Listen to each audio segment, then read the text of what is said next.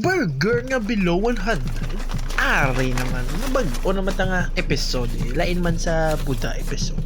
Iniguro the burger episode. Ti ang pinakauna tigid ang Dokito Burger sang Andox. Da mo gigamba nga underrated. Gay tanawa bro, saucy.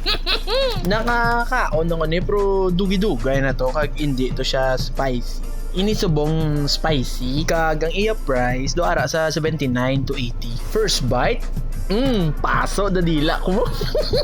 Kay paghatag sa ako, nagdiretso ko sa salakyan kag kinaon ko.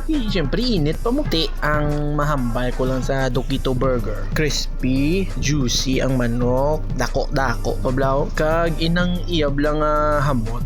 Magutom kagid blaw kagang sauce namit git miski nagabaha-baha do hindi man siya sumod ti sa 100 pesos ko nakabakal pa ko gani Mountain Dew dai no agay perfect git wow.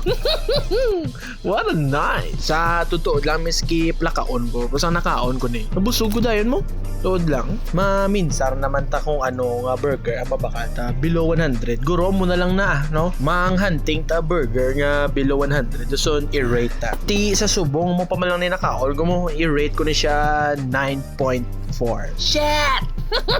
Te, wala na danay. Okay, bye. Usapa mayunoy!